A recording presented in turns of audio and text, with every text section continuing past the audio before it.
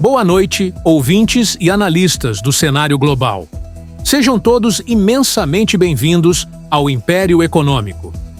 Hoje, vamos nos debruçar sobre um dos quadros geopolíticos mais complexos e decisivos da atualidade: o Brasil no espelho de três poderes.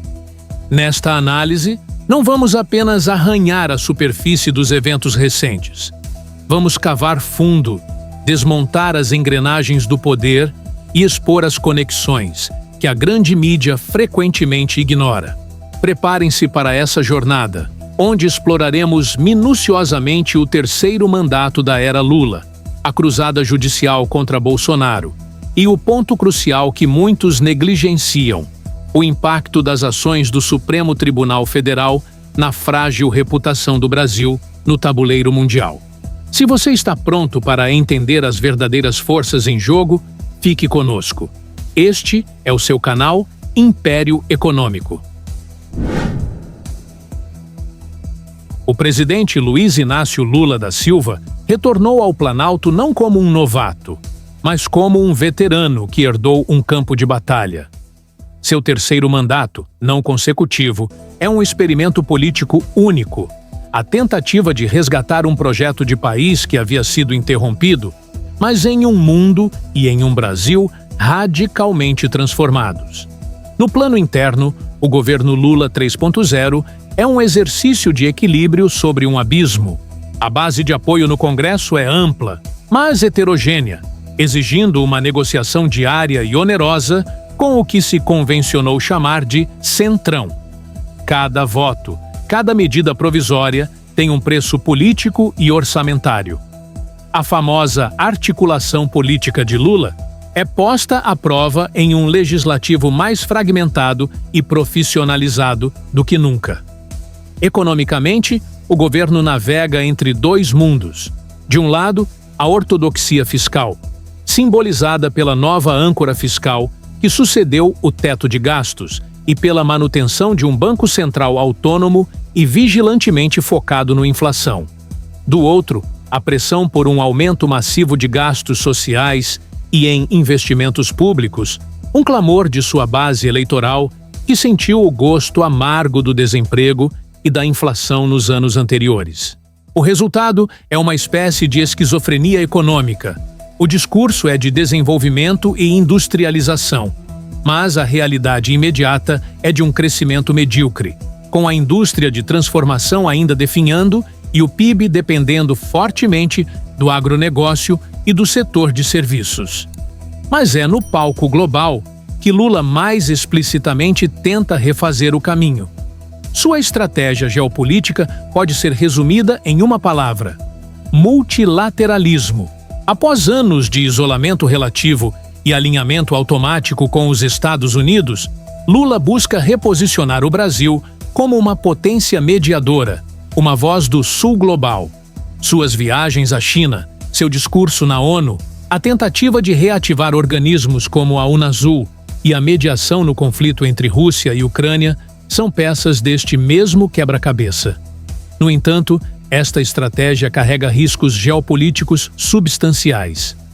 Ao tentar equilibrar-se entre Washington e Pequim, Lula caminha sobre uma corda bamba. Para os Estados Unidos, o flerte do Brasil com a China e a recusa em aderir a um claro alinhamento anti-Pequim é visto com desconfiança. Para a China, o relacionamento é puramente transacional. O Brasil é uma fonte crucial de commodities e um mercado para seus manufaturados, mas a retórica multilateralista de Lula é secundária. O grande teste para a diplomacia de Lula será transformar este reposicionamento em influência real e concreta, capaz de atrair investimentos de qualidade e não apenas em volume, e de garantir ao Brasil um assento permanente em fóruns decisivos, como o Conselho de Segurança da ONU, uma ambição antiga, porém sempre distante. Enquanto Lula opera no centro do poder, seu antecessor, Jair Bolsonaro, vive uma realidade paralela de cerco judicial e reinvenção política forçada. Bolsonaro deixou de ser apenas um ex-presidente para se tornar um caso de estudo sobre a judicialização da política na América Latina. Sua situação jurídica é uma teia complexa. As investigações se multiplicam. O inquérito sobre o assalto de 8 de janeiro, que investiga uma suposta tentativa de golpe de Estado. O caso das joias recebidas da Arábia Saudita, potencialmente não declaradas. A investigação sobre a falsificação de cartões de vacina e os processos no TSE que resultaram em sua inelegibilidade por 8 anos. Bolsonaro não é mais apenas um líder de oposição. Ele é um réu de alto escalão, e sua liberdade e futuro político dependem diretamente das interpretações do mesmo STF que ele tanto criticou. Este cenário criou um fenômeno político peculiar.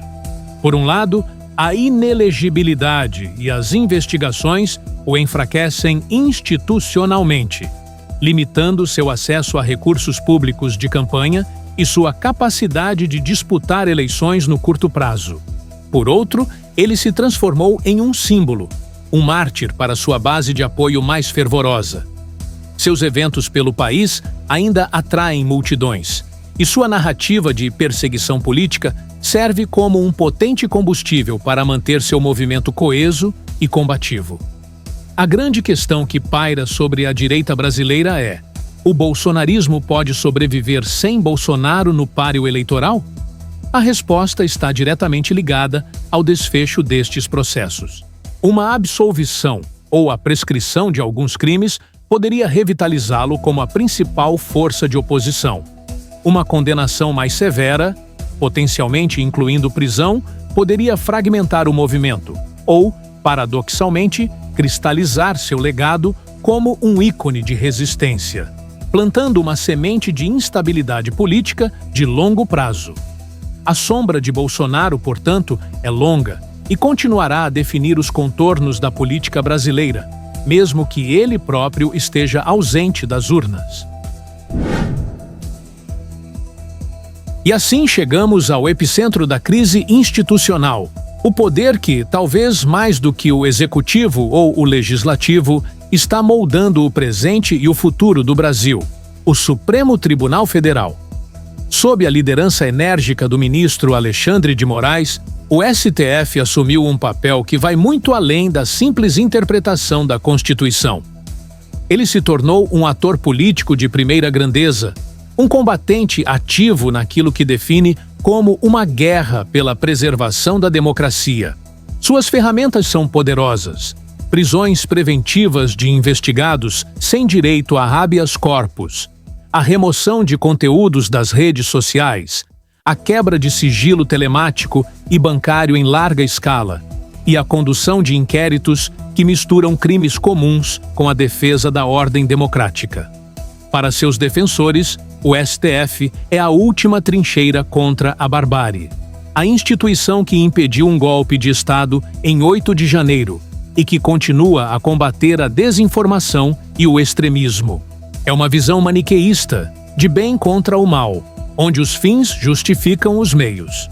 No entanto, do ponto de vista da geopolítica e da confiança internacional, este ativismo judicial gera sérias e profundas preocupações.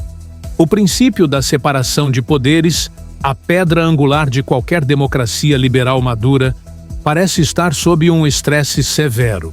Quando o judiciário, especialmente sua mais alta corte, adentra de forma tão agressiva no campo da ação política, ele inadvertidamente sinaliza instabilidade para o mundo exterior. Investidores institucionais, gestores de fundos soberanos e agências de rating de risco não analisam apenas indicadores econômicos. Eles analisam, acima de tudo, risco institucional. E o que eles veem no Brasil hoje? Eles veem um judiciário em conflito aberto com parcelas significativas do Congresso e da sociedade. Eles veem decisões judiciais com profundo impacto político sendo tomadas de forma que, para um observador externo, podem parecer arbitrárias ou, no mínimo, imprevisíveis. Esta percepção é um veneno para a economia. Ela gera o que os mercados chamam de sovereign risk elevado. O que isso significa na prática? Significa que os investidores exigirão um prêmio de risco mais alto para aplicar seu capital no Brasil. Traduzindo, o custo para o governo e para as empresas brasileiras se financiarem no exterior sobe. Os juros da dívida pública ficam mais altos. O fluxo de investimento estrangeiro direto, EIED, pode se direcionar para países com instituições mais estáveis e previsíveis. A moeda, o real, fica mais volátil, sujeita a ataques especulativos. Em outras palavras, o que se ganha em estabilidade política de curto prazo ao se neutralizar radicais, pode se perder em credibilidade e crescimento econômico de médio e longo prazo. O mundo não está interessado em nuances jurídicas ou em brigas políticas domésticas. O mundo quer previsibilidade, segurança jurídica e a certeza de que as regras do jogo não serão alteradas por um único homem ou um único tribunal. Não importa quão nobres sejam suas intenções. O STF, em sua missão de salvar a democracia, pode estar, ironicamente, minando um de seus pilares fundamentais: a confiança na imparcialidade e na moderação das instituições. O Brasil, portanto, se encontra em uma encruzilhada histórica de proporções épicas. Temos um presidente tentando reposicionar o país no mundo, mas preso em amarras domésticas. Um ex-presidente que personifica uma oposição vigorosa, mas enredado em batalhas judiciais que definem seu destino. E um Supremo Tribunal Federal que, ao expandir seu poder para preencher um vácuo político, arrisca projetar uma imagem de instabilidade que assusta os capitais internacionais. Estas três forças estão em um equilíbrio precário. Uma mudança em qualquer uma delas, uma decisão judicial, um escândalo político, um choque econômico externo, pode desencadear uma reação em cadeia com consequências imprevisíveis para a América Latina e para o reequilíbrio de poder entre Ocidente e Oriente. Ouvintes do Império Econômico, a análise que vocês acabaram de ouvir é a ponta do iceberg. A geopolítica não é um esporte para espectadores passivos. É uma arena dinâmica, onde oportunidades são criadas e fortunas são perdidas a cada decisão em Brasília, a cada movimento dos mercados, a cada aliança internacional. Se você quer estar na vanguarda, se você precisa entender não apenas o que está acontecendo, mas o porquê e o que vem depois, você não pode ficar de fora da nossa comunidade. Inscreva-se agora no canal Império Econômico e ative o sininho para não perder nenhuma das nossas análises exclusivas. Aprofundamos os temas que a grande mídia trata com superficialidade. Desvendamos as conexões ocultas entre política, economia e poder. A crise é uma oportunidade para os bem informados. E no Império Econômico, a informação é a nossa moeda. Esta foi uma análise do Império Econômico. Até a próxima e mantenham-se alertas.